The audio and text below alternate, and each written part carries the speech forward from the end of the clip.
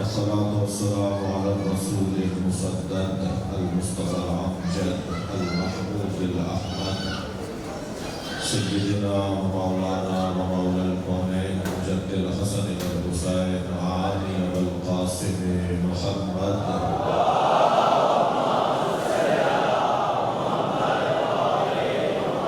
وآله الطيبين الطاهرين المعصومين الذين قال الله إنما يريد الله ليذهب عنكم الرجس أهل البيت ويطهركم تطهيرا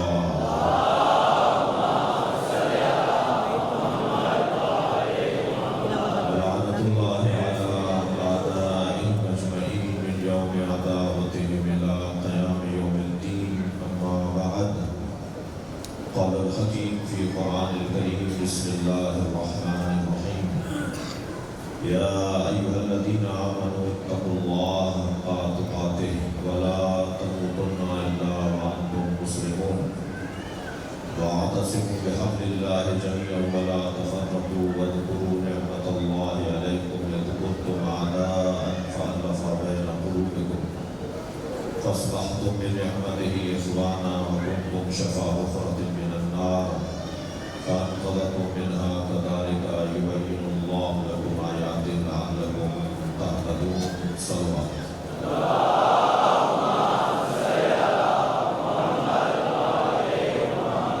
حاضرین مجلس کے مرحومین کی مغفرت کے لیے بلندر صلوات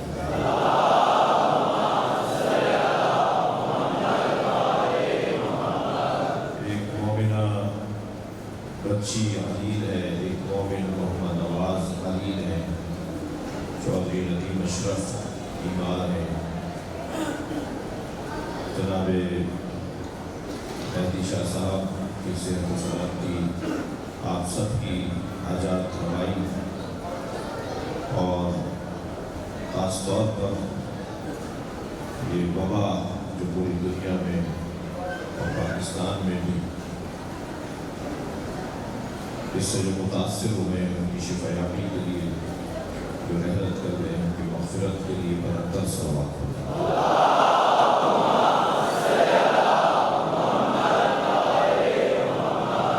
سورہ مبارکہ آل عمران کی مسلسل دعائیں تھیں۔ آج اگرچہ موسم کچھ مساعد نہیں ہے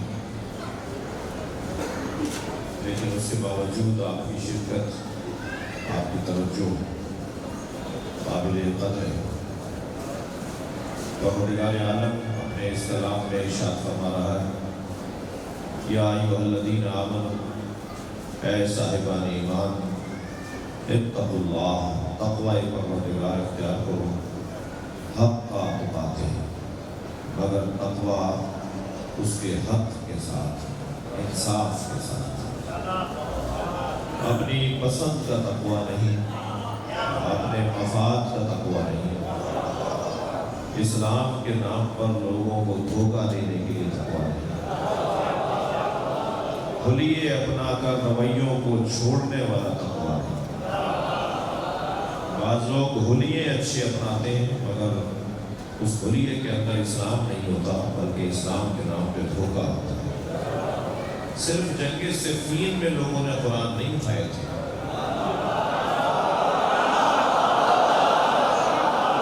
بلکہ ہمارے معاشرے میں بھی کچھ اسلامی حلیوں میں آج قرآن اٹھائے پھر رہے ہیں۔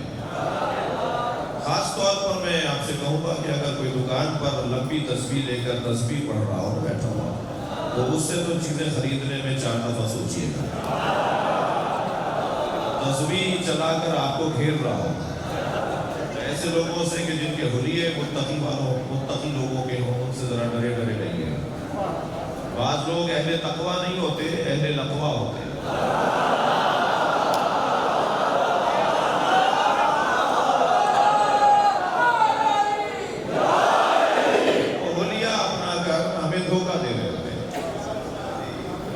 کپڑے ایسے پہنیں گے جیسے ان سے بڑا کوئی اللہ کا ولی نہیں۔ 4 دن ہو گئے انہیں برش کیے ہوئے، بدبو منہ سے آ رہی ہے، کپڑوں کو استری نہیں کیا ہے، حلیہ خراب ہے اور ہاتھ میں تسبیح ہے اور پیشانی پہ نشان ہے۔ خبردار، علی والوں کو سجدہ گاہ کے نشان دھوکہ دے نہیں سکتے۔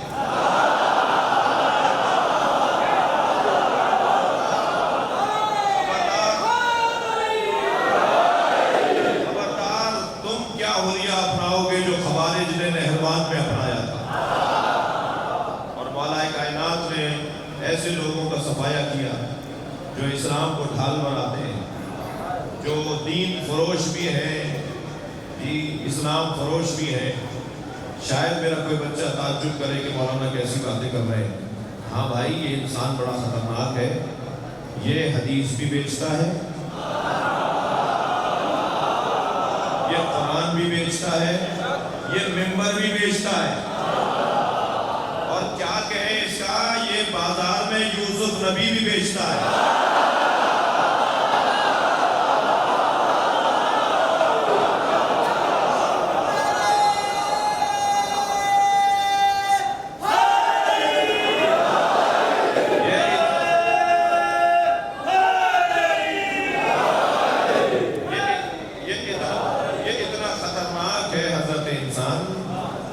کہ یہ بازاروں میں نبی بھی بیچتے ہیں، تو تعجب ہونا بھی چاہیے اور ایسا ہوتا بھی ہے۔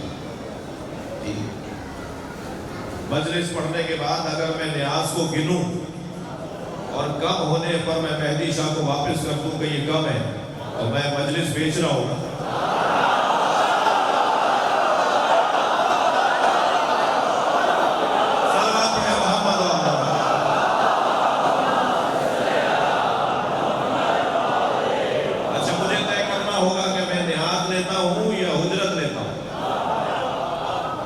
نیاز تو طے نہیں ہوتی، اجرت طے ہوتی ہے، نیاز تو طے نہیں ہوتی۔ میں اپنی روش بتا رہا ہوں، میرے عزیز ہیں، میرے بھائی ہیں جو مجھ سے پہلے پڑھ رہے تھے، عابد سمجھ ہوں، میں اپنی روش بتا رہا ہوں کہ میں 4 جگہ مجلس پڑھتا ہوں، جب اپنے کمرے میں، اپنے حجرے میں، اپنے گھر میں پہنچتا ہوں تو پہلے تو سارے لفافوں کو مخلوط کرتا ہوں تاکہ مجھے پتہ ہی نہ چلے کہ مہدی شاہ نے کیا کیا ہے۔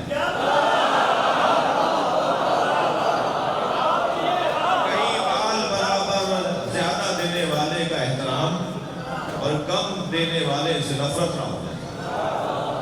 نیاز ہے، نیاز تو طے ہوتی نہیں ہے،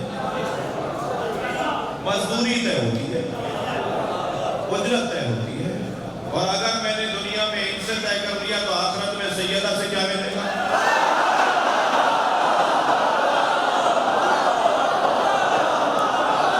پھر مجھے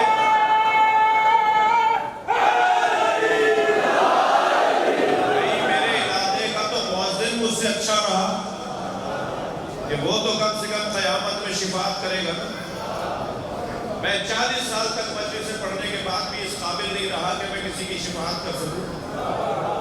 ہمارے علاقے کا وہ 1200 روپے پر اور وہ 2200 روپے پر، وہ 2500 روپے کی تنخواہ پہ جو مؤذن ہے، وہ تو زیادہ اچھا رہا کہ وہ قیامت میں، یہاں تو اسے 2500 روپے ملے، کیا ہوتا ہے 2500 روپے میں، 3000 روپے میں کیا ہوتا ہے ایسے دور میں، مگر اللہ نے اسے عزت اتنی دے دی کہ قیامت میں ہم اس کے پیچھے بھاگ رہے ہوں گے، ہماری سفارش کر دو۔ صبح شام تم اللہ کی طرف بلاتے تھے، تمہارا تو بڑا مقام ہے، توجہ ہے ہوگا۔ اچھا، برائی میں اپنی کر رہا ہوں، ناراض آپ کیوں ہو رہے ہیں؟ تھوڑا گردہ دلاتے رہیے، میں اپنی برائی کر رہا ہوں۔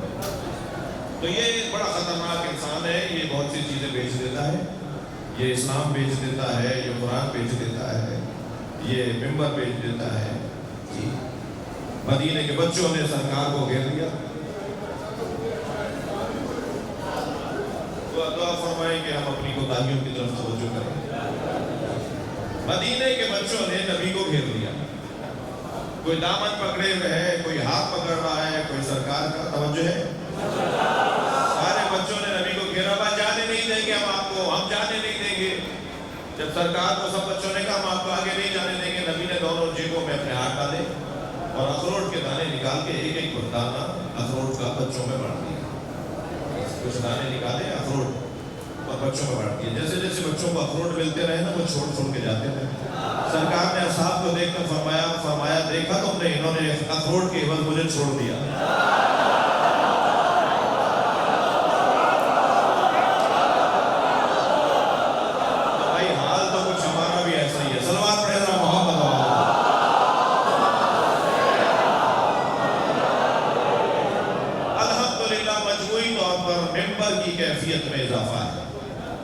ممبر کے حالات میں بہتری ہے. ابھی ایک پرچی مجھے آئی ہے کہ کل آپ نے کہا کہ تو تمام ذاکرین کو ایک جگہ جمع کیوں نہیں کرتے. الحمدللہ مجھے یہ اعزاز حاصل ہے کہ میں ذاکرین سے رابطے میں ہوں، اور میں تو بارہا کہہ چکا ہوں میں خود ذاکروں کی اولاد ہوں. ذاکروں سے جتنا پیار میں نے کیا ہے اور اس کے عوض جتنا نقصان مجھے ہوا ہے وہ مجھے پتا ہے. میں نے کہا تھا نا ذاکرین کو کہ یہ اہل بیت کی گلشن کی بلبلیں ہیں، جب یہ کوکنے لگتی ہیں تو گلشن میں پرندوں میں اضافہ ہوتا ہے. میں نے ذاکرین کی تعریفوں میں بہت کچھ کہا ہے، ذاکرین سے رابطے میں بھی ہوں. تو ابھی ایک کلپ چلا جس میں ایک ذاکر صرف سوز لگا رہے تھے، یعنی صرف آس لگا رہے تھے. وہ کوئی انہوں نے 10 منٹ تک اپنے گلے کا اظہار کیا اور مختلف اتار چڑھاؤ تھا گلے کے اظہار میں. تو وہ پوسٹ چلا کر نیچے لکھا گیا شہنشاہ حسین نقوی کی بلبل.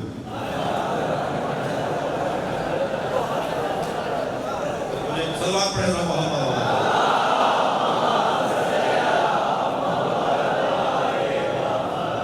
اس کا مجھے کوئی پریشانی ہو تو پرواہ نہیں ہے.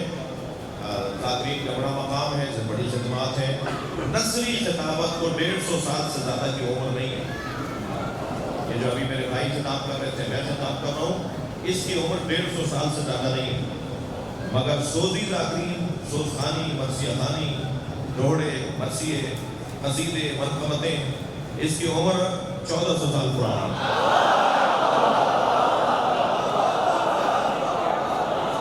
گلے سے پڑھنے والے لوگ ہیں، جو منقبت سنانے والے لوگ ہیں، جو قصیدہ سنانے والے لوگ ہیں، جو مرثیہ سنانے والے لوگ ہیں، ان کی تاریخ بہت پرانی ہے. سب سے پہلا مرثیہ کسی ذاکر نے اگر پڑھا تو اسے بشیر ابن جدلم کہا جاتا ہے. امام سجاد کے ذاکر تھے. اور پھر ذاکرین کا مقام کتنا بلند ہے. میں تو صرف اپنے لیے کہہ رہا تھا کہ مجھے گھاٹے کا سودا نہیں کرنا چاہیے. کتنا اچھا ہے کہ بغیر طے کیے ہوئے اگر مجھے زیادہ نیاز مل رہی ہو تو میرا ضمیر بھی مطمئن. پانی کو بھی تناؤ نہیں کہ انہیں زیادہ دیں گے تو اچھا ہوگا، کم دیں گے تو پریشانی ہو جائے گی. یہ رائج ہے کیونکہ ائمہ نے دیا تھا، ذاکرین نے لیا تھا. تو یہ رواج ہے، رائج ہے، مگر یہ اجرت نہیں ہے ہماری. یہ بدلہ نہیں ہے اس ممبر کا. بہت سے لوگ ہوتے ہیں، میں نے جو بات شروع کی تھی میں اپنی بات پر ہی ہوں، بہت سے لوگ ہوتے ہیں کہ جو اسلام کو، دین کو، مذہب کو ڈھال بناتے ہیں. بعض لوگ تو اپنے گھروں پہ علم لگا کر بہت کچھ فیصلے لے رہے ہوتے ہیں اپنے آپ. الیکشن کے موقع پہ تو آپ کو بہت سارے لوگ نظر آئیں گے کہ جو آپ کے امام بارگاہ میں آتے ہیں اور پھر جیتنے کے بعد وہ نظر نہیں آتے. بہت زیادہ اس طرح کی مثالیں ہوتی ہیں. تو اسلام کو ڈھال بنانا، مقدسات کو ڈھال بنانا. اور میں الحمدللہ ایک عمومی خطیب ہوں، مجھے سنی بھی سنتا ہے. سنی میری جان ہے، سنی میرے عزیز ہیں. اور پھر میں تو اور بالا تر بات کروں، ابھی ہندوستان کے ایک ہندو سیاستدان نے مجھے پیغام بھیجا ہے اور وہ 4 دفعہ قومی اسمبلی کے ممبر رہ چکے ہیں اور 2 دفعہ وزیر رہ چکے ہیں. پتہ نہیں میرے دوستوں کو ان کا نام یاد ہے نہیں، نشان نہیں ہے اندر. میں نام بھول رہا ہوں. ایک ہندی نام ہے، جیسے ہندو نام ہوتے ہیں نا، جیسے آنند اور اس طرح دیو اور فلاں نام ہمارے بھائی ہندو برادری کے اندر ہے. تو ایک بہت مشہور وہاں کے سیاستدان ہیں، معمر سیاستدان ہیں. انہوں نے مجھے پیغام بھیجا ہے پاکستان کے ایک سیاستدان کے ذریعے، اور وہ سیاستدان بھی پاکستان کا چھوٹا سیاستدان نہیں ہے.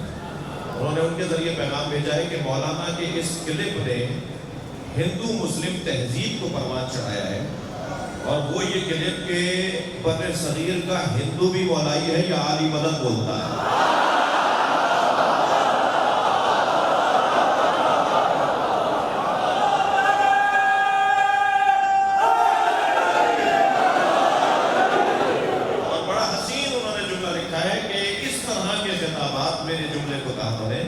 کہ اس طرح کے خطابات تہذیبوں کو پرورش دیتے ہیں. سندھ کا ایک وڈیرا، ہندو وڈیرا ہے، ایک بہت بڑا زمیندار ہے سندھ کا. انہوں نے ہمارا اس کے لیے بات جو لوگ گھٹن والے لوگ ہیں نا، جن کے بارے میں آپ سے عرض کر رہا تھا کہ میں اگر ذاکرین سے ہم پیار کرتے ہیں تو لوگ کہتے ہیں کہ جی دیکھو یہ ذاکرین سے. میں ان سے کہتا ہوں بھائی آپ لوگ کیونکہ کنویں کے مینڈک ہو، آپ کو اپنے حصار کے علاوہ پتہ ہی نہیں ہے کہ باہر کیا ہے، تو آپ تنگ نظری کی باتیں کرتے رہیں گے اور آپ کو اس کا کوئی فائدہ ہوگا، لیکن ہمیں معلوم ہے کہ اس کا کوئی فائدہ نہیں ہے. تو ایک ہندو زمیندار ہے سندھ کے ایک ہندو زمیندار ہیں، انہوں نے ابھی اچھے معمر ہیں، انہوں نے ابھی پچھلے دنوں مجھے کچھ سے رابطہ کیا اور اس میں انہوں نے کہا کہ آپ کا یہ جو کلپ چل رہا ہے کہ مجھے سندھ کے ہندوؤں سے بھی بڑا پیار ہے، سندھ کی ثقافت میں یا علی مدد کہنا ثقافت کا حصہ ہے، لہٰذا یہاں کا سنی بھی علی شیر حیدری ہوتا ہے اور یہاں کا ہندو بھی علی مدد بولتا ہے۔ تو کہنے لگے آپ کے اس جملے کے بعد میں نے اپنے پوتے کا نام علی آنند رکھ دیا۔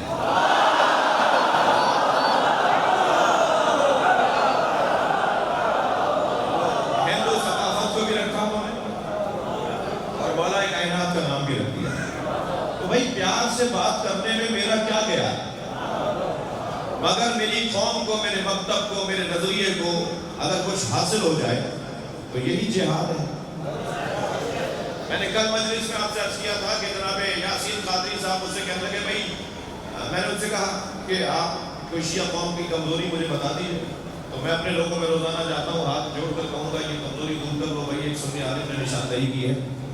تو یاسین قادری صاحب بہت دیر سوچتے رہے اور فرمانے لگے کہ فضائل اہل بیت، افضلیت علی کو بیان کرنا یہ شیعہ قوم کی کمزوری نہیں ہے بلکہ اس کا حسن ہے۔ اور شیعہ اہل بیت کی شان میں کیا کہے گا جو امام شافعی کہہ گئے، جو امام مالک کہہ گئے، جو امام حنبل کہہ گئے، جو امام اعظم ابو حنیفہ کہہ گئے، شیعہ کیا بولے گا اس سے زیادہ جو یہ لوگ بول گئے۔ لیکن آپ کے ہاں ایک تھوڑی سی کمزوری ہے اور وہ یہ کہ آپ اپنے خطبہ اور ذاکرین سے کہیں کہ زبان اپنی دعوت دینے والوں کی زبان بنائیں، ممبر پر بیٹھ کر ابے تبے میں بات کرنا یہ ممبر کی تہذیب نہیں ہے۔ ادب سے بات کریں، احترام سے بات کریں، پیار دیں، لوگوں کو متوجہ کریں، اپنی طرف بلائیں۔ مثلاً آپ دیکھیے مجھے اعزاز حاصل ہے، یہ میرے لیے افتخار ہے کہ مجلس میں اس وقت مسیحی برادران کے نمائندگان بھی بیٹھے ہیں۔ یہ کس نے کہہ دیا کہ ہماری ہے کربلا؟ حق بات تم کہو تو تمہاری ہے کربلا۔ اور پھر در حسین پہ ملتے ہیں ہر مزاج کے لوگ، یہ دوستی کا وسیلہ ہے دشمنی کا نہیں، یہ جوڑنے کی جگہ ہے، یہ پیار دینے کی جگہ ہے۔ یہاں حسن اور کمالات اہل بیت کو بیان اس لیے کیا جاتا ہے تاکہ وہ کمالات ہمارے اندر آئیں۔ اس لیے آیت کا ترجمہ سنیں گے، تقویٰ اس کے حق کے ساتھ، تقویٰ کو استعمال نہ کرو، تقویٰ ڈھال نہ بناؤ، تقویٰ ہولیوں کے لیے نہ ہو۔ میں بھی اس وقت کپڑے پہنے بیٹھا ہوں، ایک ہولی آئی، یہ روب جمانے کے لباس نہیں ہے، یہ روب جمانے کا لباس نہیں ہے، یہ نوکری کا لباس ہے۔ آتے جاتے لوگوں کو پتا چلے یہ اہل بیت کے مکتب کا نوکر جانا۔ واللہ ہمیں شرعی قسم تھا کہ کہہ رہا ہوں اس سے زیادہ کچھ اور نہیں، ورنہ یہ کوئی کہ امامہ رکھے تو بہت بڑا قابل ہوگا۔ حضرت آیت اللہ بہجت نے اپنے شاگرد سے پوچھا تم اتنے قابل ہو، تب سے خارج پڑھ رہے ہو، تم امامہ کیوں نہیں پہنتے؟ انہوں نے کہا حضور میں قابل نہیں ہوں۔ آیت اللہ بہجت نے اپنے سر پہ ہاتھ مار کے فرمایا میں قابل ہوں۔ مرجع تقلید اپنے سر پہ ہاتھ مار کے کہتے ہیں میں نے جو امامہ پہنا ہوا میں قابل ہوں۔ قابل صرف اہل بیت ہے، ہم تو نوکر ہیں، نوکر ہے بھائی۔ اور عزت ہے، افتخار ہے، اعزاز ہے میرے لیے کہ ہمیں اہل بیت کے دروازے کی نوکری ملی ہے، ورنہ قابل صرف اہل بیت۔ نحن العلماء، قول سنیں گے مولا کا، نحن العلماء وشیعتنا متعلمون، ہم اہل بیت عالم ہیں، ہمارے سارے شیعہ ہمارے شاگرد ہیں۔ اگر ہم سیکھنا چاہتے ہیں کسی سے تو صرف اہل بیت سے۔ آیت کا ترجمہ محسوس کریں، اے صاحبان ایمان تقوی پروردگار کا حق ادا کرو، وَلَا تَمُوتُنَّ إِلَّا وَأَنْتُمْ مُسْلِمُونَ، اور خبردار اس دنیا سے نہ جانا مگر جانا تو مسلمان جانا، مسلمان مرنا۔ ہمیں اللہ مسلمان مرنے کی دعوت دے رہا ہے، مسلمان جینا آسان ہے، مسلمان مرنا مشکل ہے۔ تھکے نہیں ہے تو مثال دے دوں، اتنے ہی لوگ ہیں جو مسلمان زندہ تو رہے مگر مسلمان مرے نہیں، اتنے ہی لوگ ہیں جن کا ماضی بڑا اچھا تھا، مستقبل برباد ہو گیا۔ تو معیار یہ ہے کہ مستقبل کو اچھا کرو، کتنے ہی لوگ ہیں جو ماضی میں تو بڑے بڑے عنوانوں کے ساتھ یاد کیے گئے، مگر کربلا میں حسین کے سامنے آگے لعنت اللہ علیہ ہو گئے۔ اور ایک نام تو ایسا بھی ہے کہ جس کا ماضی اچھا نہیں تھا، ایک نام تو ایسا بھی ہے جس کا ماضی اچھا نہیں تھا، مگر کربلا میں حسین کے قافلے میں مل کر حور علیہ السلام ہو گئے۔ صلوات پڑھیں گے محمد و آل محمد۔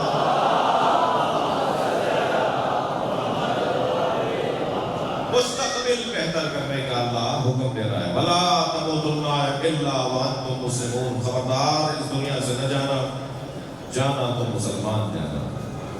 اس کے بعد والی آیت اور اس کے آیت کا دوسرا حصہ وَاعْتَصِمُوا بِحَبْلِ اللَّهِ جَمِيعًا وَلَا تَفَرَّقُوا، اور اللہ کی رسی کو مضبوطی کے ساتھ تھامے رکھو۔ ترجمہ کیا کرتے ہیں؟ اللہ کی رسی کو مضبوطی کے ساتھ تھامے رکھو اور تفرقے میں رہو، ولا تفرقوا، اور جھگڑے میں مت نہ ہو۔ میں تھوڑا سا آپ سے اجازت چاہوں گا، بے ادبی معاف کریں گے میرے قبیلے کے لوگ، کہ ہمارے یہاں ترجمے میں ذرا عجلت سے کام لیا جاتا ہے۔ یہ بڑی مشہور حدیث مولا علی کی، مولا فرماتے ہیں سلونی سلونی قبل ان تفتنونی، ترجمہ کیا جاتا ہے، مولا فرما رہے ہیں، ترجمہ کیا جاتا ہے، مولا فرما رہے ہیں پوچھو پوچھو اس سے پہلے کہ میں دنیا سے چلا جاؤں۔ ترجمہ اچھا نہیں ہے، جہاں یہ ترجمہ ٹھیک ہے، ترجمہ غلط بھی نہیں ہے، مگر اور اچھا ترجمہ ہو سکتا ہے۔ وہ اچھا ترجمہ کیا ہے؟ سلونی سلونی قبل ان تفتنونی، پوچھو پوچھو اس سے پہلے کہ تم مر جاؤ۔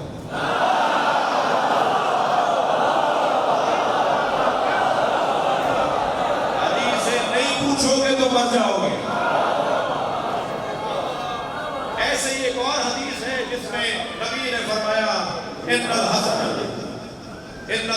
والحسین سیدا شباب اہل الجنہ، نبی نے فرمایا حسن و حسین جوانان جنت کے سردار ہیں۔ یہ ترجمہ کیا جاتا ہے، ترجمہ اچھا نہیں ہے، ترجمہ مکمل نہیں ہے۔ ان الحسن والحسین سیدا شباب اہل الجنہ، حسن و حسین جوانان جنت کے سردار ہیں۔ اس کا مطلب ہے کہ مر جاؤ جنت میں چلے جاؤ تو دو سردار ملیں گے، ایک کا نام حسن ہے، ایک کا نام حسین ہے۔ یعنی نبی فرما رہے ہیں کہ حسن و حسین مردوں کے سردار ہیں۔ نبی تو یہ کہہ ہی نہیں رہے، نبی نے تو یہ فرمایا ہی نہیں ہے کہ حسن و حسین جوانان جنت کے سردار ہیں۔ نبی نے فرمایا حسن و حسین جوانان اہل جنت کے سردار ہیں، اور اہل جنت ہونے کے لیے مرنا ضروری نہیں ہے۔ اسی دنیا میں اہل جنت بن جاؤ، حسنین تمہارے سردار ہیں۔ مثلا قرآن کی ایک آیت کا ترجمہ کیا جاتا ہے قُلْ لَا أَسْأَلُكُمْ عَلَيْهِ أَجْرًا إِلَّا الْمَوَدَّةَ فِي الْقُرْبَى، اے میرے حبیب کہہ دو ان سے کہ میں کچھ نہیں چاہتا تم سے رسالت کی اجرت، الا یہ کہ میرے قرابت داروں سے مودت کو۔ کہاں قرابت داروں کا ذکر ہے؟ لفظ قربہ ہے، ظاہر قرآن حجیت رکھتا ہے، الفاظ کو پہلے غور کیا جائے گا، پھر بطن میں جائیں گے، پھر تعبیلات میں جائیں گے۔ ظہور قرآن حجیت رکھتا ہے، ظاہر قرآن کو کہاں لے جائیں گے؟ لفظ قربہ فولا کا صیغہ ہے، کبرا صغرا عظما قربہ واحد مؤنث کا صیغہ ہے۔ مجلسی لوگ بیٹھے ہیں، مجھے تو صرف اشاروں میں بات کرنی ہے، مجلس سننے والے لوگ بیٹھے ہیں، خاندانی لوگ بیٹھے ہیں۔ واحد مفرد مؤنث کا صیغہ ہے، ترجمہ سیدھا کیوں نہیں کرتے کہ ایک وہ بیوی جو نبی سے قریب تر ہے اس سے محبت کا اظہار کرتا ہے؟ سیدھا سیدھا کیوں نہیں کہتے فاطمہ زہرا سے محبت کا اظہار؟ اس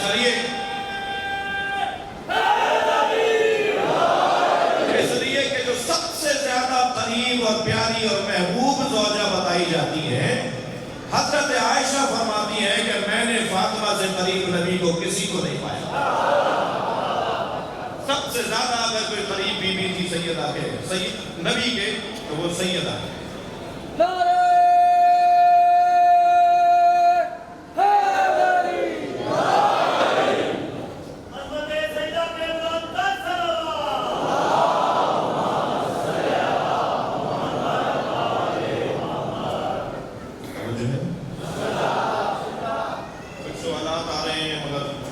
پہلے طے کر دیتے تو زیادہ بہتر تھا کہ سوالات کے جوابات کا دورانیہ بھی ہونا چاہیے، اور دوستوں کی خواہش بھی ہوتی ہے، کچھ ذہن میں سوالات بھی ہوتے ہیں، اور ہم اگرچہ کثیر السفر ہونے کے باوجود بہت دیر سے آپ سے ملاقات ہو رہی ہوتی ہے، کیونکہ ملک بہت بڑا ہے، دنیا بہت بڑی ہے، مسلسل سفروں میں رہنے کی وجہ سے ایک عرصے سے شاہ صاحب فرما رہے تھے حاضر ہوں، دیکھتے ہیں اگر یہ کیفیت رہی تو سوالات کے جوابات بھی دیں گے۔ میں اپنے مضمون کو بھی کسی منزل تک لے جاؤں، اور یہ کہ ہمیں تو ترجمہ آیات کی، احادیث کا ترجمہ اور آیات کا ترجمہ کرتے وقت تھوڑی سی دقت اور ہونے کی ضرورت ہے کہ یہاں مراد کیا ہے، یہاں ترجمہ اور بہتر کیا ہو سکتا ہے۔ یہ آیت جس کے اندر کہا جاتا ہے وَاعْتَصِمُوا بِحَبْلِ اللَّهِ جَمِيعًا وَلَا تَفَرَّقُوا، اللہ کی رسی کو مضبوطی کے ساتھ تھامے رکھو اور تفرق میں رکھو، اختلاف میں نہ جاؤ۔ یہ کون سی بات ہے؟ اختلاف ہمیشہ برا نہیں ہے اور اتحاد ہمیشہ اچھا نہیں ہے۔ یہ کیا بات ہوئی کہ جب اتحاد ہے تو اس کو مان لو، اگر جرأت ہے تو مان لو کہ سارے قریش متحد ہو کے نبی کے خلاف آئے تھے، کہہ دیں کہ اتحاد تھا تو اچھا ہے، کسی میں جرأت ہے یہ اتحاد اچھا کہیں گے؟ اتحاد اس نقطے پر ہو جو نقطہ اچھا ہے، تب اتحاد اچھا ہوگا۔ اختلاف اس پر کہ جس پہ اختلاف نہیں کرنا چاہیے اگر ہو جائے تو اختلاف ہو رہا ہے، لہذا یہ کوئی بات نہیں ہوئی کہ اتحاد ہے تو بس اتحاد ہے اور اختلاف ہے تو بس غلط بات ہے۔ قرآن کیا کہہ رہا ہے؟ قرآن نے یہ نہیں کہا کہ وَاعْتَصِمُوا بِحَبْلِ اللَّهِ جَمِيعًا وَلَا تَفَرَّقُوا، اللہ کی رسی کو مضبوطی کے ساتھ تھامے رکھو اور جھگڑے میں نہ پڑو، اختلاف میں نہ پڑو۔ کیوں نہ پڑو؟ ایک ظالم ہے، جابر ہے، صفاق ہے، ظلم زیادتی کر رہا ہے، اسے کیوں نہ لڑیں؟ اور ہم جب ظالم سے لڑیں گے تو ظالم کا بھی تو گروپ ہے، ظالم کے پاس بھی تو طاقت و توانائی ہے، وہ ہم سے لڑے گا تو یہ جھگڑا ہو گیا نہیں ہوا؟ کہ نہیں، قرآن نے روکا تھا کہ کسی جھگڑے میں نہ پڑو۔ یہ قرآن نہ سمجھ لو، پھر کہتے ہیں خبردار اسرائیل کے بارے میں کچھ نہ بولو، اس لیے کہ اگر اسرائیل کے بارے میں کچھ کہو گے تو جھگڑا ہو جائے گا۔ میں ان لوگوں کے لیے پیغام دینے جا رہا ہوں، عزیزان گرامی، پاکستان میں فرقہ واریت پھیلانے والے ہمیں پتہ ہے کہ کہاں سے فنڈ لیتے ہیں، مجھے ان کی تنخواہوں کا بھی پتہ ہے، ہمیں یہ بھی پتہ ہے کہ کہاں سے وہ پیسہ آتا ہے، اور اس وقت جو فرقہ واریت پھیلانے کی ایک مکتب کی طرف سے کوشش کی جا رہی ہے، اور اس کی زد میں آنے والوں میں ایک نام آپ کے فقیر کا ہے۔ کبھی ایک تکفیری جماعت کا بندہ ہمیں گالیاں دیتا ہوا نظر آتا ہے، کبھی بریلوی مسلک کے بعد نام نہاد علماء کراچی کے روڈوں پر ہمیں گالیاں دیتے نظر آتے ہیں۔ یہ ساری گالیاں سننے کے بعد میں تو ایک ہی جملہ کہتا ہوں، سارے پاکستان میں تم فرقہ واریت کا ماحول بنا لو، شیعہ اسرائیل کو تسلیم نہیں کرے گا۔ لبیک یا حسین،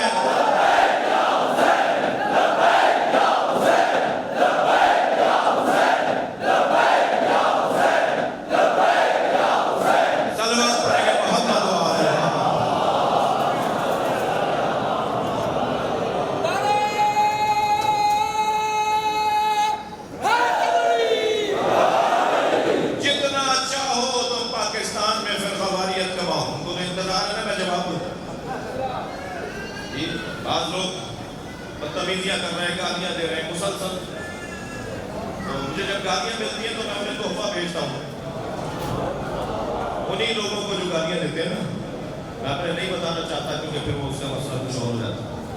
میں کچھ گالیاں دینے والوں کو تحفے بھیج چکا ہوں اور خط بھی شکریہ کا لکھ چکا ہوں، توجہ چاہوں گا، اور اپنے آپ کو اور اپنے دوستوں کو سمجھاتا ہوں کہ معصومین کی سیرت پہ عمل کرنے کا موقع مل رہا ہے۔ شام والے انہیں برا کہتے تھے، یہ انہیں کھانا کھلاتے تھے، یہ انہیں گھوڑا دے دیتے تھے کہ سفر پہ جا رہے ہو تمہارے لیے تو سواری ہونی چاہیے۔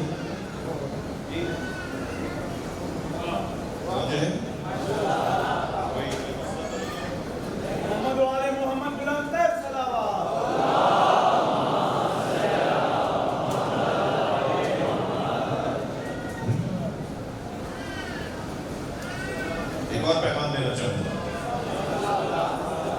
میری آرزو ہے، میری خواہش ہے، میری سوچ ہے، غلط ہو سکتی ہے، ہماری مجلسوں میں کچھ نعرے ہمارے ایمان کی عکاسی کرتے ہیں. مثلا نعرہ تکبیر، جی، نعرہ رسالت، نعرہ حیدری، یہ نعرے ہمارے ایمان کی عکاسی کرتے ہیں. اور صلوات پڑھتے ہیں، یہ ہمارے تمثل کی عکاسی کرتے ہیں. کبھی کبھی 10 مجلسوں میں ایک مجلس میں پاکستان زندہ باد کا نعرہ بھی لگا دیا.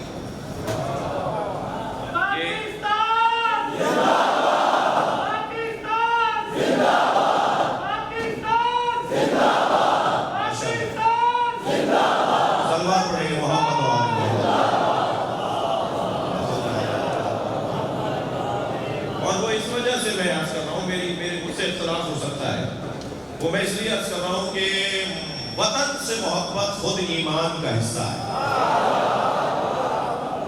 مجھے ان بچوں کے ذہنوں میں وطن سے محبت بھی منتقل کرنی ہے، اور کوئی مطلب نہیں ہے، کوئی غرض نہیں ہے، کوئی لالچ نہیں ہے، کوئی کسی سے کچھ لینا دینا نہیں ہے. صرف ذہن سازی ہے اور ذہنوں کی تربیت ہے. جتنا میں وطن سے پیار کروں گا اتنا میں وطن کی خاطر کچھ کروں گا. میں ابھی ایک جگہ رستے میں طوفان تھا اور ہمیں کچھ پہنچنے میں تاخیر ہوئی، تو ایک جگہ قیام رہا کچھ دیر کے لیے. کچھ بچے جوان جیسے یہ بچے بیٹھے ہیں جنہوں نے گناہ نہیں کیا ہے، تو ان کے چہروں پر اللہ کی طرف سے نور ہے. فرمایا ہے نا معصومین نے کہ جوانوں کا احترام کرو اس لیے کہ انہوں نے گناہ کم کیے، اور بزرگوں کا احترام کرو اس لیے کہ انہوں نے عبادتیں زیادہ کی. جو گناہ نہ کرنے والے جوان دیکھیں نا، یہ مجلس میں بیٹھا ہوا ہے، یہ کہیں اور بھی جا سکتا ہے، لیکن یہ عبادت میں آ کے بیٹھا ہوا ہے. جب ایسے مجھے جوان ملتے ہیں، میں پوچھتا ہوں بیٹا کیا پڑھ رہے ہو؟ کہ یہ پڑھ رہا ہوں. اور کیا پڑھو گے؟ یہ پڑھوں گا. پھر اس کے بعد پڑھنے میں امریکہ جاؤں گا، پھر آسٹریلیا جاؤں گا، میں پھر سوئٹزرلینڈ جاؤں گا، میں فلاں جگہ جاؤں گا. تو میں فوراً اس جوان سے کہتا ہوں کہ تم یقیناً باہر جاؤ، ضرور باہر جاؤ، مگر یہ عہد کر کے جاؤ کہ واپس وطن میں آؤ گے اور ملک کی خدمت کرو گے. یہ جو پاکستان کی صلاحیتیں باہر منتقل ہو رہی ہیں نا، کسی بھی بہانے سے، کسی بھی وجہ سے، یہی تو جہاد ہے. تم ہمارے گھروں کو آگ لگاؤ، تم ہمارے عزیزوں کو قتل کرو، تم ہمارے مجلسوں پہ حملے کرو، مگر ہم وطن چھوڑ کے نہیں جائیں. ہم اس وطن کی خدمت میں مصروف رہیں گے، اسے اور بہتری کی طرف لے کر جائیں گے. یہ پاکستان ہمارے بڑوں نے بنایا. میں یہ صرف اپنے امام بارگاہ میں بیٹھ کر بات نہیں کر رہا، ٹی وی چینلوں پر یہ کہہ چکا ہوں، سنی نے سوچا تھا، شیعہ نے بنایا.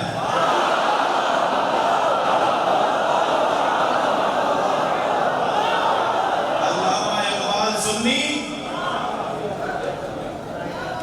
اور قائد اعظم محمد علی جناح شیعہ. اور اس ملک میں مسیحی برادران، اس ملک میں غیر مسلم برادری کا بھی بڑا حصہ ہے. معلومات بڑھائیں میرے جوان کے مسیحی برادران اور ہندو برادری نے پاکستان کے حوالے سے کتنی خدمات انجام دی. لہذا اقلیتوں نے بھی اس ملک کی سالمیت اور اس کی تشکیل میں جو اپنا حصہ ڈالا ہے، وہ قابل قدر ہے، قابل رشک ہے، وہ ہسٹری ہے پاکستان کی. توجہ ہے؟ تو ترجمہ یہ نہیں ہوگا تسلی دیجیے تھکے نہیں ہیں. ترجمہ یہ نہیں ہوگا کہ واعتصموا بحبل اللہ جمیعا ولا تفرقوا، اللہ کی رسی کو مضبوطی کے ساتھ تھامے رکھو اور تفرقے میں نہ پڑو، تفرقے میں نہ جاؤ، جھگڑے میں نہ جاؤ. ترجمہ یہ ہوگا کہ اللہ کی رسی کو مضبوطی کے ساتھ تھامے رکھو اور اللہ کی رسی کے بارے میں جھگڑا نہ کرو. اب اللہ کی رسی کیا ہے؟ جب مولا علی سے پوچھا یا علی اللہ کی رسی کیا ہے، فرمایا قرآن. جب مولا نبی سے پوچھا یا رسول اللہ اللہ کی رسی کیا ہے، فرمایا علی.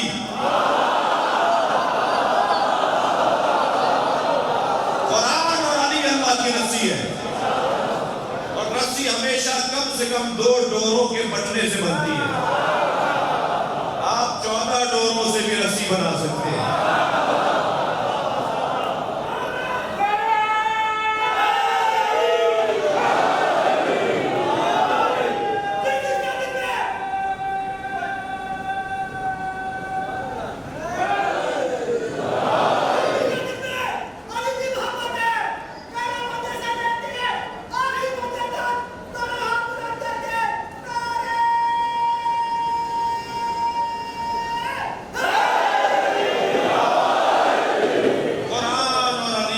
لڑنے کا موضوع نہیں ہے۔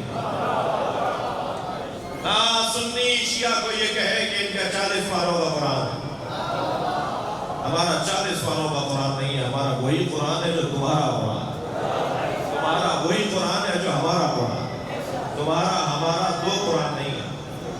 عجیب داستان ہے، شیعہ کہتے ہیں کہ فلاں کی بکری 10 پارے کھا گئی، بکری تمہاری ہے، جواب ہم نے۔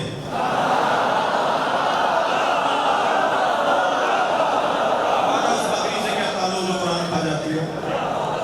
ہماری تو کسی کتاب میں نہیں لکھا ہوا کہ بکری قرآن کھا گئی۔ آپ بھی بول رہے ہیں اور آپ ہماری کتاب میں لکھا دیں بھائی، کسی شیعہ کا دروازہ جا کے بجائے اور بغیر بتائے جائے اور اس بچے سے جو دروازے پر آئے اس سے کہیں کہ اپنے گھر میں رکھا ہوا قرآن لا دو، یہ وہی قرآن لائے گا جو آپ کے گھر میں رکھا ہوا ہے۔ تو قرآن نہیں ہے، قرآن لڑنے کا موضوع نہیں ہے۔ اگر خفا نہ ہو تو یہ گفتگو بھی غیر علمی ہے کہ سنی ولد ضالین کہتے ہیں، شیعہ ولد ضالین کہتے ہیں۔ شیعہ جو ہے غیر المغضوب کہتے ہیں اور سنی غیر المغضوب کہتے ہیں۔ یہ غیر علمی باتیں ہیں، تجوید کا مسئلہ ہے، مخرج کا مسئلہ ہے۔ ذوات کے بارے میں تو معصوم کا فرمان ہے کہ ذوات ہم اہل بیت کے علاوہ کوئی صحیح ادا کر ہی نہیں سکتا۔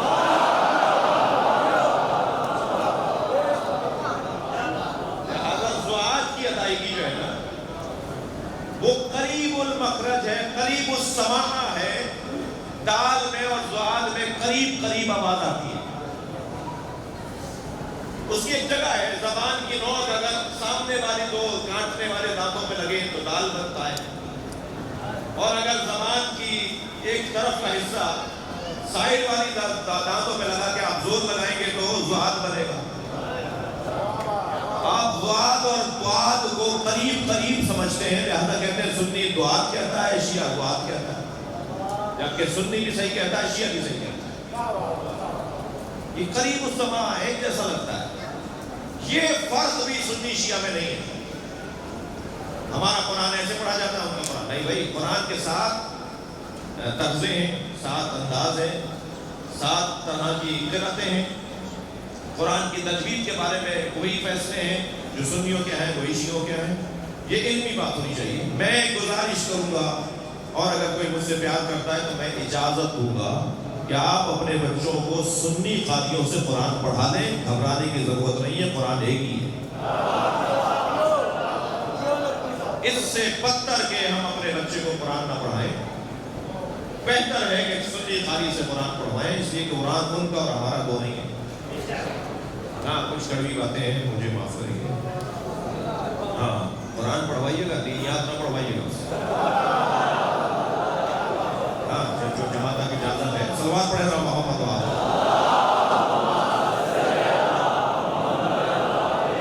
اس سے بہتر صلوات دیا کرتے ہیں۔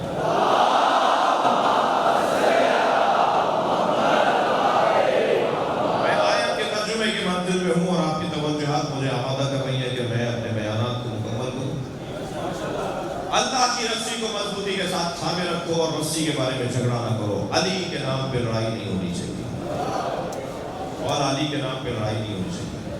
مولانا وہ مولا علی کو یہ مانتا ہے اور میں مولا علی کو یہ مانتا ہوں، تو بھائی مولا علی کو کون کیا مانتا ہے یہ صرف اور صرف بتانے کا حق اللہ کو اور نبی کو۔ علی مولا کو تو اللہ اور نبی کے علاوہ کوئی جان نہیں سکتا، تو تم کیسے جانے؟ جو یہ سینہ چوڑا کر کے کہتے ہو میرا عقیدہ اچھا ہے، تمہارا سب سے اچھا عقیدہ بھی ہو جائے تو تم دعویٰ نہیں کر سکتے کہ علی کو جان گئے۔ ہم ابھی علی مولا کی عین سے آگاہ نہیں ہیں۔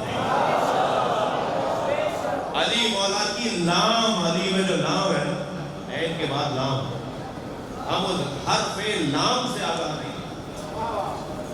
مولا علی کے نام میں جو چھوٹی یہ ہے نا، ہم اس سے آگاہ نہیں ہیں۔ ابھی ہم نام سے آگاہ نہیں ہیں، علی کا کام تو بہت بڑا ہے، علی کی عظمت تو بہت بڑا ہے۔ ایک لفظ میرے بچوں نے سنا ہے مقصر، ایک لفظ اور سن لیجئے قاصر۔ خدا کے واسطے مقصر مقصر کہنا کم کرو، قاصر قاصر کہنا زیادہ کرو۔ اس لیے کہ مقصر اور قاصر میں فرق ہے. مقصر اسے کہتے ہیں جو پہچان لے اور انکار کرے. تو کوئی دعویٰ کرے کہ اس نے علی کو پہچان لیا. اور قاصر اسے کہتے ہیں جو نہ جانتا ہو اور غلطی کر رہا ہو. تو وہ تو ہم سب کر رہے ہیں. ہم مولا کی شان میں سب قاصر ہیں. جب نبی سرکار نے فرما دیا ما عرف اللہ الا انا و علی، اللہ کو کوئی نہیں پہچان سکتا سوائے مجھ مصطفیٰ کی اور علی کی. ما عرفنی الا اللہ و علی، اور مجھے کوئی نہیں جان سکتا سوائے اللہ کی اور علی کی. ما عرف علی الا اللہ و انا، اور علی کو کوئی نہیں جان سکتا سوائے اللہ کے اور میرے. جب علی کو اللہ اور نبی کے علاوہ کوئی جاننے کا حق ہی نہیں رکھتا، صلاحیت نہیں رکھتا. یہ سمندر اتنا گہرا ہے، اس میں سلمان بھی اترے تو واپس آ جاتے ہیں. تہ تک پہنچنے کے لیے سلمان فارسی جیسا وجود رضی اللہ تعالیٰ عنہ علیہ السلام، ان جیسا وجود بھی دعویٰ نہیں کر سکتا کہ میں مولا کی معرفت کی کن اور گہرائی تک پہنچ گیا. مجھے نا وہ علی، جس علی کے لیے اہل سنت عالم دین پوری جلد لکھ دے، ابن ابی الحدید ہے معتزلی، پوری جلد لکھ دے کہ علی میں ضلع جمع تھی، اور جس میں ضلع جمع ہو جائیں وہ ذات معجزہ ہوا کرتی. جامع الاضداد ذات علی. معجزہ کیا ہے؟ جس کو لانا مشکل ممکن ہی نہ ہوتا. علی کو نہیں سمجھ سکتے میں اور آپ تو ایسے ہیں جیسے سمندر کے کنارے کھڑے ہو کر سمندر کی تعریف کر رہے ہو. ہمیں کیا پتا ہے اس کی وسعت کتنی ہے، ہمیں کیا پتا ہے اس کی گہرائی کتنی ہے، ہمیں کیا پتا ہے اس میں کیا کیا نعمتیں پوشیدہ ہیں. سمندر کے کنارے کھڑے ہو کے سمندر کو دیکھ رہے ہوں اور محسوس ہو رہے ہوں. ہم مجلس میں بیٹھ کے بس اتنا کر رہے ہوتے ہیں. البتہ بعض لوگ سمندر کے کنارے پہ جا کر محسوس نہیں ہوتے، بیمار ہوتے ہیں. ہمارے ہی معاشرے میں کچھ لوگ ہیں جو علی علی سن کے بیمار ہو رہے ہوتے ہیں، اور یہ ہم مجلس کر ہی اس لیے رہیں کہ انہیں بھی شفا مل جائے. آؤ ہضم کرو باتوں کو، ہضم کرو، سنو مولا کے فضائل. جامع الاضداد ذات علی کی تھکے نہیں ہے. مثلا اگر کوئی حاکم ہے نا تو وہ زاہد نہیں ہو سکتا. زاہد کہتے ہی اسے جو دنیا کو چھوڑ دے، اور حاکم اسے کہتے ہیں جو دنیا کو مٹھی میں لے لے. اگر کوئی حاکم ہے تو زاہد نہیں ہے، زاہد ہے تو حاکم نہیں ہے. مولا علی میں یہ دونوں ضلع جمع ہیں. زاہد ایسے ہیں کہ ابا میں اب رفو کرنے کی جگہ نہیں ہے. جب درزی سے کہا نا اسے رفو کر دے تو کہا مولا اب اس میں رفو نہیں ہو سکتا، یہ جو آپ کی ابا پھٹ گئی ہے اب اس کو میں ڈاکہ نہیں لگا سکتا. تو ابا کو چھوڑ کر فرمانے لگے یا اللہ گواہ ہے اس نے مجھے چھوڑا ہے، میں نے اسے نہیں چھوڑا. وہ زاہد ہے دنیا. اپنی جوتیوں میں بند لگا رہے ہیں خود بیٹھ کر، اپنی جوتیوں میں ٹانکا لگا رہے ہیں. تو ابن عباس نے کہہ دیا مولا ذرا شام کے حاکم کو 6 مہینے تک رہنے دیجئے، گورنر مضبوط ہو جائے پھر ہٹا دیں گے. تو حضرت نے وہ سوئی جس سے ٹانکا لگائے تھے اسے چھوڑ کر فرمایا ان جوتیوں کی قیمت کتنی ہے؟ ایسے سوال پوچھے جواب پوچھے. حضرت نے فرمایا جوتیوں کی قیمت کتنی ہے؟ حضرت ابن عباس سے دیکھ کر فرمایا مولا کوئی نہیں خریدے گا. جو مولا علی جواب چاہتے تھے نا وہی دیا ہے انہوں نے جواب، ورنہ اس کی قیمت تو جبریل جانتے ہیں، ملائک جانتے ہیں اس کی قیمت. فرمایا اس کو کوئی نہیں خریدے گا. تو مولا نے فرمایا جن جوتیوں کی قیمت تمہارے نزدیک کچھ نہیں ہے نا، تمہاری دنیا سے زیادہ قیمتی ہے. علی نے دنیا کو کتنا ذلیل کیا ہے کوئی علی سے سنے. جتنا دنیا کو علی نے ذلیل کیا ہے اتنا کسی اور نے نہیں کیا. اور جتنا آپ اس دنیا کی عادت ہے بھائی، اس دنیا کی عادت ہے، جتنا آپ اسے ذلیل کریں گے نا اتنا ہی آپ کے پیچھے آئے گی. جتنا آپ اس کو گلے لگائیں گے یہ آپ کو ذلیل کرے گی. نسخہ اپنا لیں میرے بچے. جائز پیسہ، حرام پیسے کی بات نہیں کر رہا، جائز حلال پیسہ اگر آپ کو مل رہا ہو نا تو 3 مرتبہ میں التماس کر رہا ہوں، التجا کر رہا ہوں، خواہش کر رہا ہوں، نسخہ دے رہا ہوں. جائز حلال پیسہ 3 مرتبہ اگنور کرنے کی مشق کرو. بات کہی میری ہے نہیں؟ مثلاً آپ کو 10,000 روپے مل رہے ہیں کہیں سے، یا آپ کو پتا ہے وہاں جاؤں گا تو 10,000 روپے ملیں گے، نہیں جائیں گا. 3 مرتبہ سے زیادہ آپ سے میں خواہش نہیں کروں گا. 3 مرتبہ آپ جائز اور حلال پیسے کو اگنور کرو، نظر انداز کرو، دل نہیں لگاؤ، اسی طرح توجہ نہیں کرو. 3 مرتبہ ایسے کر کے دیکھیں. میں ممبر سے ضمانت دیتا ہوں قیامت تک جب تک تم زندہ رہو گے پیسہ تمہارے پیچھے بھاگے. اسے پہلے سمجھا تو دو کہ میں تمہارا محتاج نہیں ہوں، پھر وہ تمہارے پیچھے آئے. یہ علی زاہد دنیا اور حاکم ایسے کہ 1400 سال گزرنے کے بعد سیکرٹری جنرل اقوام متحدہ کوفی عنان مولا علی کا خط اٹھا کے کہتا ہے کہ مسلمانوں کے چوتھے خلیفہ نے جو حکومت چلانے کا نظام لکھ کر دیا ہے اس سے اچھا نظام ہے ہی نہیں. ایک مسیحی کوفی عنان، مسیحی تھے نا وہ پچھلے سے پچھلے سیکرٹری جنرل. علی زاہد بھی ہیں، علی حاکم بھی ہیں. جس کی رائٹنگ اچھی ہوتی ہے نا اس کا ہاتھ بڑا نرم ہوتا ہے. تجربہ کر کے دیکھ لیجیے گا، جس کی رائٹنگ اچھی ہوتی ہے اس کی انگلی کے پورے بڑے نرم ہوتے ہیں، اور جو لوہا چلا رہا ہوتا ہے، ہتھوڑے چلا رہا ہوتا ہے، اس کا ہاتھ بڑا سخت ہوتا ہے. ہتھوڑے چلانے والے کے ہاتھ میں قلم دے دے رائٹنگ اچھی نہیں ہوگی، اور قلم چلانے والے کے ہاتھ میں ہتھوڑا دے دے تو اسے ہتھوڑا لگے گا نہیں. علی میں ضد جمع ہے. قلم چلائیں تو صلح حدیبیہ بنے، تلوار چلائیں تو لا فتح الا علی لا سیف الا اللہ. صلوات پڑھے محمد و آلہ.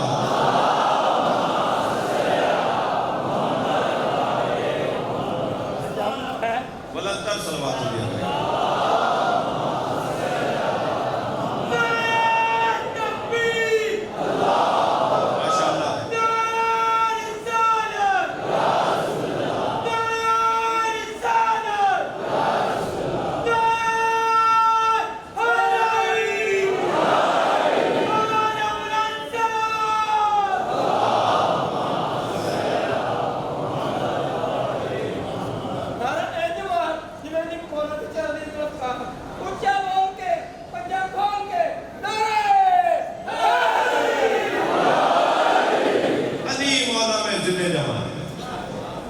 دو تین مثالیں اور لے لیجیے.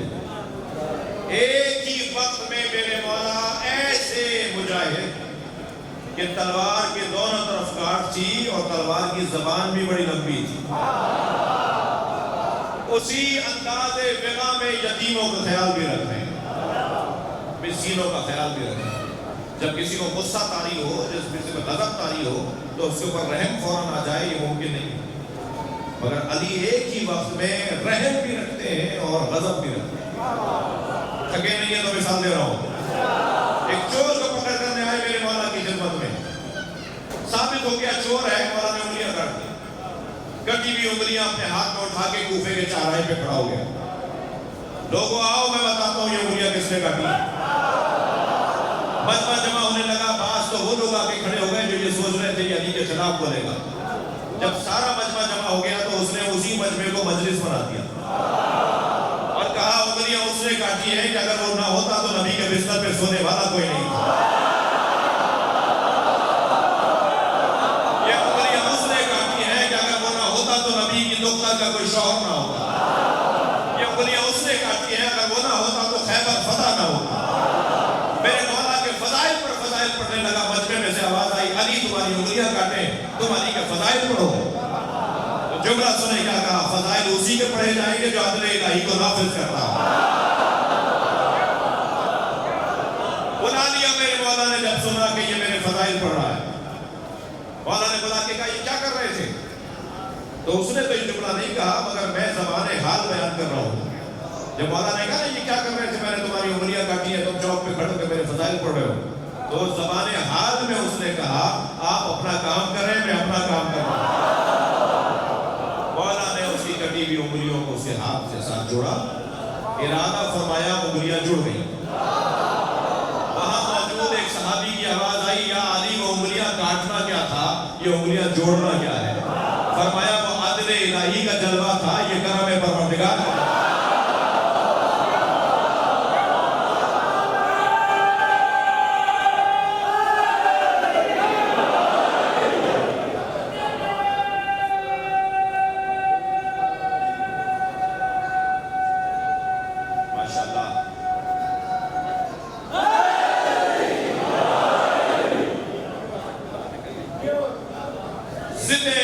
رات میں جمع ہو جسے سمجھنا ناممکن ہو.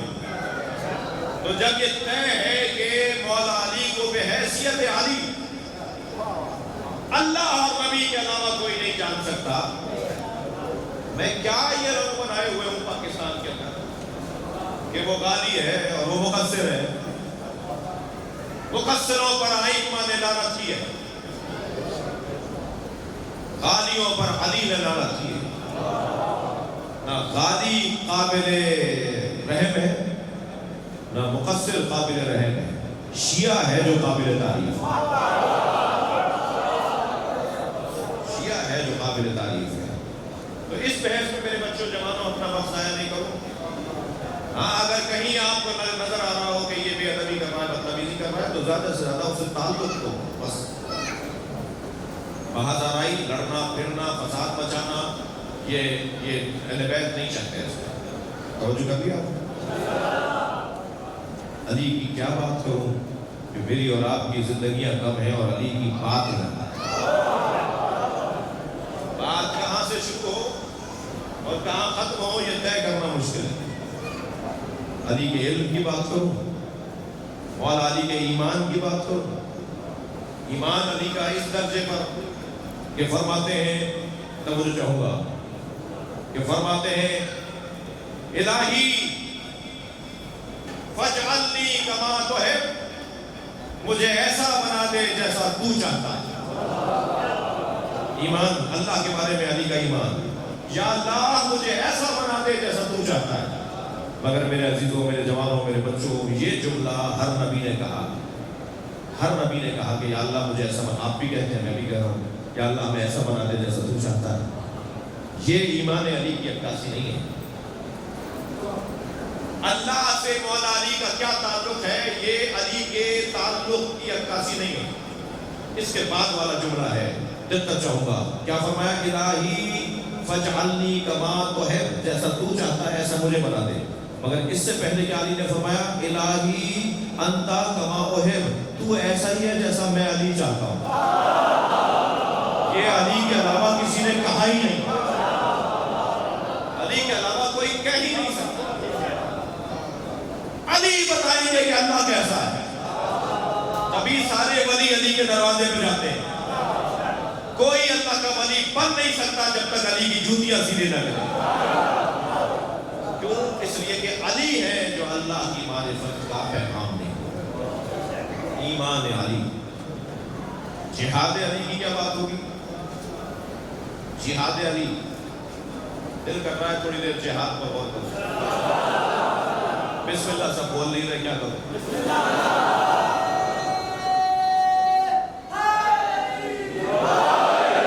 مولا کائنات کا جہاد بار بار پڑھا جائے.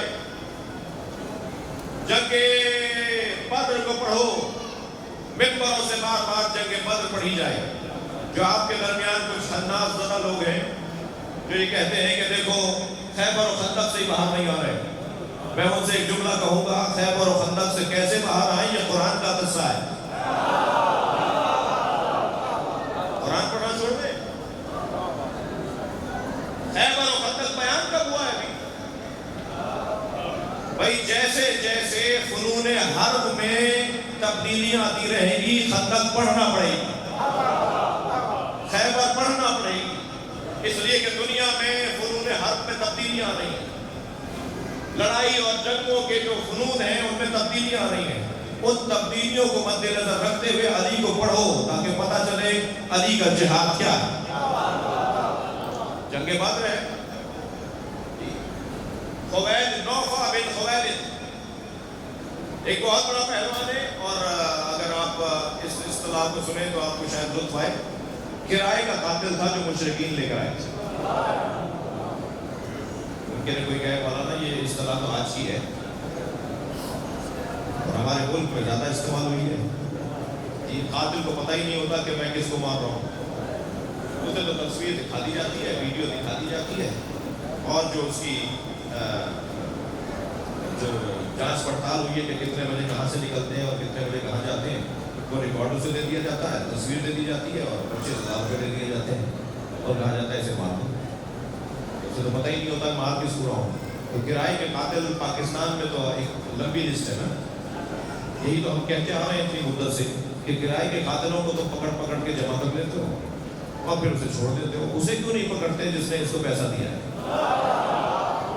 وہ سہولت کا تو یہ جو کرائے کے قاتل کی اصطلاح، تو میں جنگ بدر میں بھی ایک اصطلاح استعمال کر رہا ہوں کہ ایک نوفل کو لے کر آئے جو کرائے کا قاتل تھا اور بڑا پہلوان تھا، بڑا نام تھا، اس کا بڑا رول تھا، اونٹنے کے بچے کو اٹھا لیتا تھا، گھوڑے کے بچے کو ایک ہاتھ سے اٹھا لیتا تھا، جی 4 آدمیوں کے اوپر چڑھ کر بیٹھ جاتا تھا اور 15 آدمی اس سے قابو نہیں کر پاتے تھے، اتنا وزنی اور اتنا پہلوان آدمی اسے جنگ بدر میں لے کر آ گئے مشرکین۔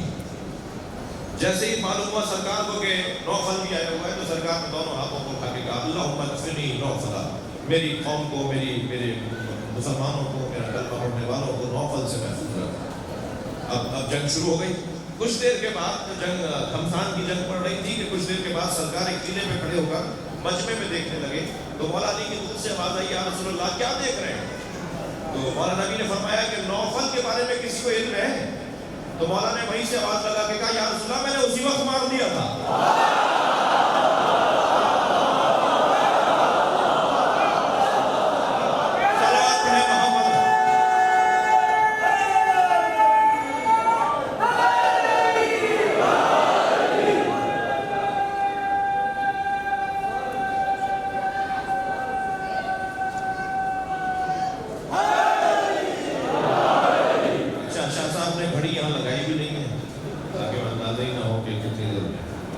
اتنی نگاہیں میری تیز نہیں ہیں، ایک صلوات پڑھے محمد و آل محمد۔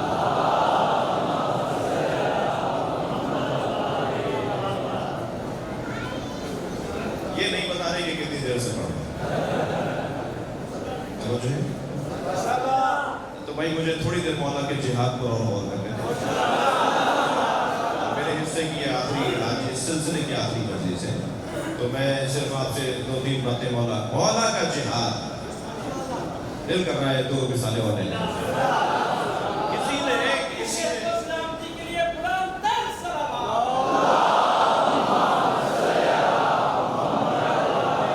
نے مولا سے پوچھا مولا میدان میں جب گھمسان کا رن پڑ رہا ہو، جنگ بہت شدید ہو جائے، ہمیں آپ سے کسی مشورے کی ضرورت ہو تو ہم میدان جہاد میں، میدان جنگ میں آپ کو کہاں ڈھونڈیں؟ حسین جملہ مولا کا۔ میرے مولا نے فرمایا پریشان نہ ہوا کرو، جہاں میں گھوڑے سے اترتا ہوں وہیں کھڑا رہتا ہوں، نہ میں پیچھے بھاگتا ہوں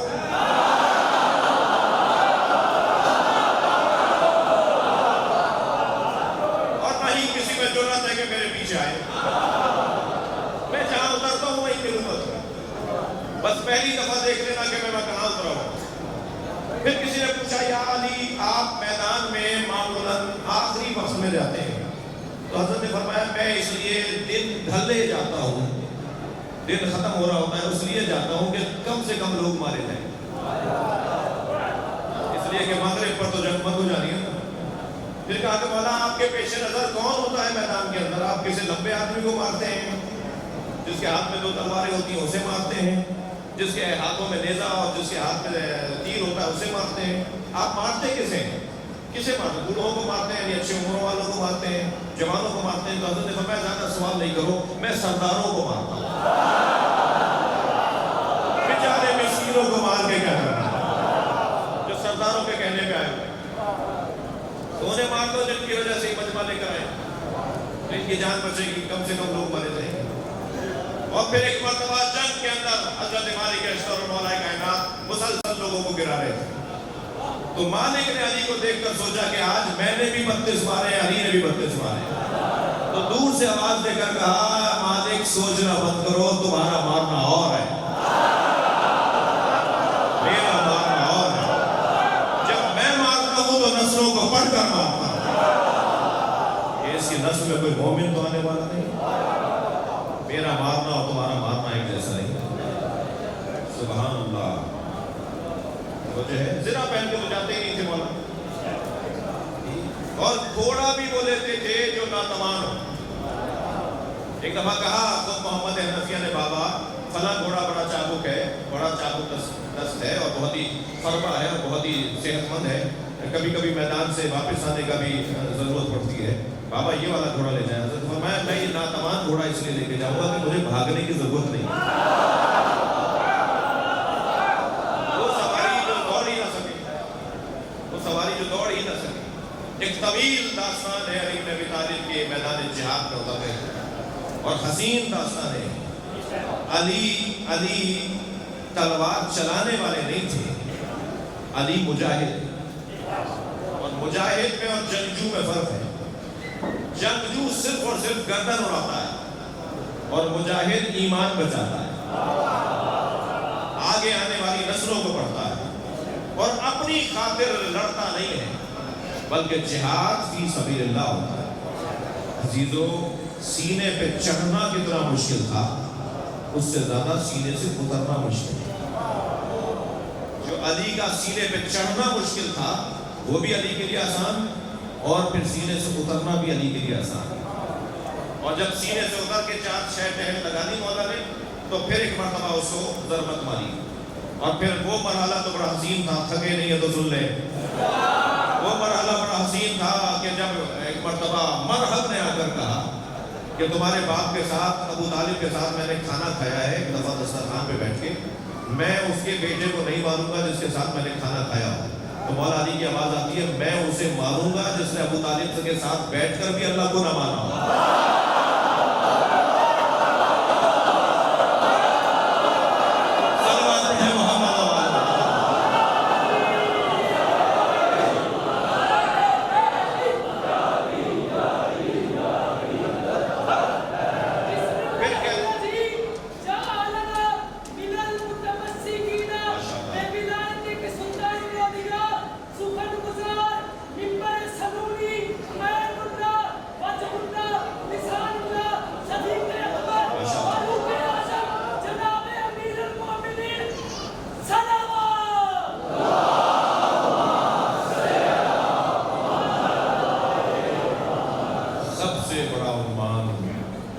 انسان کے لیے علم ہے، پھر ایمان ہے، پھر تقویٰ ہے، پھر جہاد ہے، اور پھر فلاح ہے۔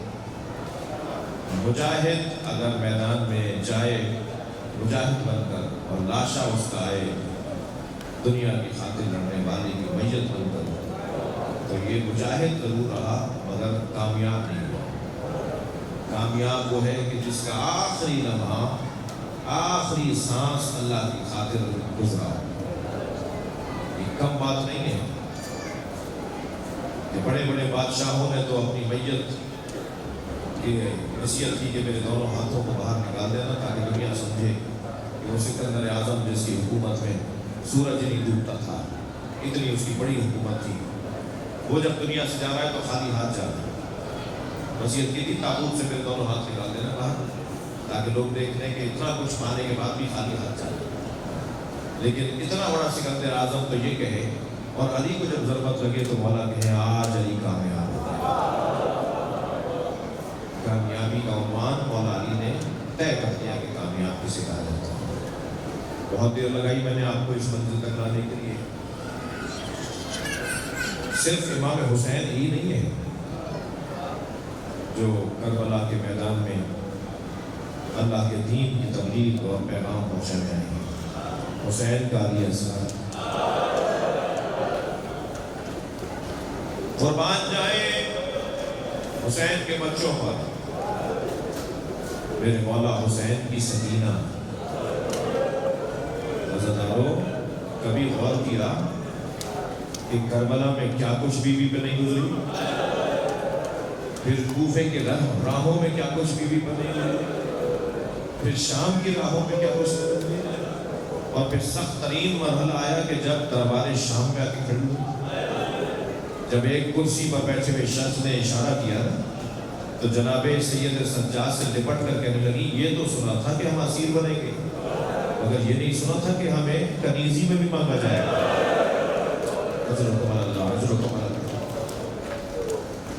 دربار شام میں جناب سکینہ پہ کیا ظلم ڈھایا گیا، اس کا بیان بہت مشکل ہے، مگر اس سے زیادہ مشکل گھڑی ہے زندان شام۔ اللہ آپ کو جناب سکینہ کی زیارت کا شرف عطا کرے۔ آپ جائیں شام اور جناب زینب کو سلام کریں، اور جناب سکینہ کو جا کے سلام کریں۔ میں گزارش کروں گا عزاداروں سے جب بی بی کی زری پر پہنچے نا تو زری سے قبر کو ضرور دیکھیے گا. آج بھی شام کے دیہات کی عورتیں کھلونے لا کے ڈالتی ہیں اور ایک نوحہ پڑھتی ہیں تمہاری ماں سے وعدہ کیا تھا تمہاری قبر پر آتے رہے ہیں. یہ بچی آج بھی زندان شام میں ہے. آپ رو رہے ہیں نا, آپ کی آنکھوں میں آنسو آ رہے ہیں. جلتے ہوئے خیمے سے امام سجاد کو لانا کتنا مشکل تھا. کوئی پوچھے جناب زینب کبریٰ سے, اس حالات سے کوئی پوچھے. جلتے ہوئے خیمے سے امام سجاد کو لانا کتنا مشکل تھا. اس سے زیادہ مشکل تھا قبر سکینہ سے بی بی رباب کو اٹھانا. بی بی کو اٹھا کر لاتے تھے, بی بی پھر چلی جاتی. بی بی کو اٹھا کر لاتے تھے, بی بی پھر قبر سکینہ پہ چلی جاتی. جب جناب زینب نے کہا نا بھابی قافلہ تیار ہے, ہم مدینے جا رہے ہیں, تو نحیف سی آواز میں کانپتے ہوئے لہجے میں کہا زینب میرا مدینے میں کون ہے؟ میرا والی کربلا میں ہے, میری بچی اکیلی ہے. اجر و کمال اللہ, اجر و کمال اللہ. آپ کی آوازیں بلند ہیں. جب مجلس میں آپ اونچی آواز میں ہوتے ہیں نا تو امام جعفر صادق دعا دیتے ہیں, امام محمد باقر مصلی بچھا کر دعا کرتے ہیں یا اللہ یہ ہمارے امر کو زندہ کر رہے ہیں, یہ احیاء امر کا کام انجام دے رہے ہیں. اجر و کمال اللہ. اور جب مجلس میں بیٹھا کریں تکلف کر کے نہ ہویا کریں, کچھ دیر کے لیے فقیر ہو جائے گا. یہ آپ کا بگڑا ہوا چہرہ زینب دیکھ رہی ہے, یہ آپ کا بگڑا ہوا چہرہ زہرا کو بڑا اچھا لگتا ہے. خدا کوئی غم نہ دے سوائے غم اہل بیت. اللہ ہمیں رونے اور لانے والوں میں قرار دے. بڑا سخت مرحلہ ہے. امام فرماتے ہیں مجھے وہ گھر اچھے لگتے ہیں جن گھروں میں رباب اور سکینہ نامی عورتیں ہوتی ہیں. اپنی بچیوں کے نام سکینہ رکھ دیجئے, اپنی بچیوں کے نام رباب رکھ دیجئے. بڑا جگر تھا اس بی بی کا. دو ہی تو کمائیاں تھیں جناب رباب کے پاس, ایک سکینہ, ایک علی اصغر. ایک کو امام حسین کے ہاتھوں پہ دے دیا, ایک کو زندان شام میں دفنا کر آ گئی. ایک کو امام حسین کے ہاتھوں پہ حجرہ سا کرتا پہنا کر دے دیا, مجاہد بنا کر حسین لے گئے. بڑا سخت ہے. مجلس میں مائیں بھی بیٹھی ہیں, بیویاں بھی بیٹھی ہیں, دودھ پیتے بچوں کی مائیں بھی ہیں, ان گھروں کی عورتیں بھی ہیں جہاں دودھ پیتے بچے ہیں. جب جناب علی اصغر کو یاد کیا کریں نا, جب جناب سکینہ کو یاد کیا کریں تو ان کی ماں کو سلام ضرور کیا. بڑا جگر ہے اس بی بی کا. امام حسین کے لاشے کو دھوپ میں دیکھ کر جا رہی تھی تو فرمایا تھا میں کچھ کر تو نہیں سکی, اتنا آپ سے عہد کرتی ہوں جب تک زندہ رہوں گی کبھی سائے میں نہیں. اجر و کمال اللہ, اجر و کمال اللہ.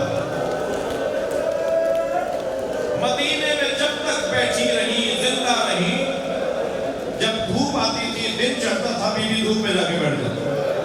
ابو حمزہ سمالی جن کی دعائیں ابو حمزہ ماہ رمضان میں ہم پڑھتے ہیں, وہ واقعہ کربلا کے بعد امام سجاد کی خدمت میں آئے اور آگے مولا سے کچھ سوالات پوچھنا چاہتے تھے.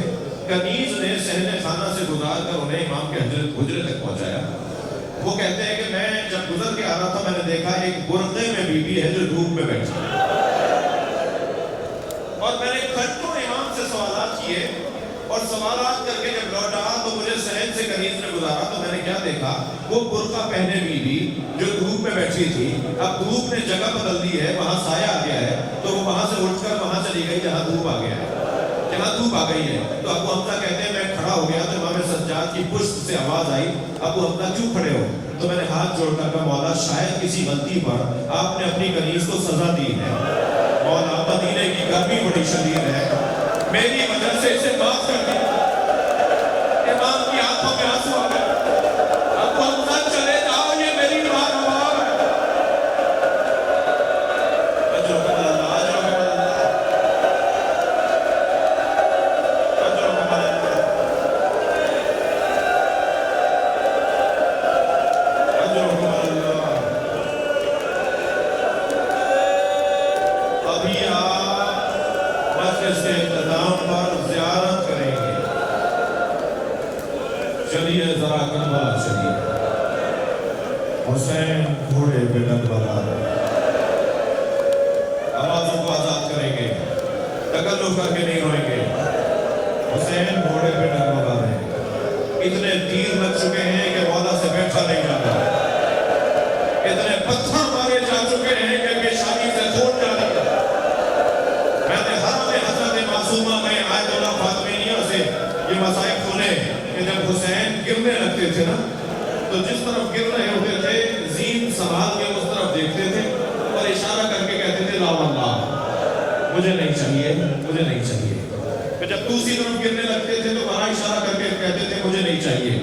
आयतुल्लाह मिश्कीनी कहते हैं कि यजीदी सिपाहियों ने मुख्तार के दरबार में ये तो बता दिया कि हुसैन गिरते वक्त इशारा करके कहते थे मुझे नहीं चाहिए, मगर ये नहीं कहा और कहा कि हमें कुछ नजर नहीं आ रहा था, कौन हुसैन को क्या दे रहा था जो हुसैन कह रहे थे मुझे नहीं चाहिए।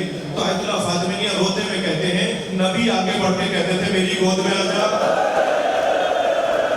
सैयदा फातिमा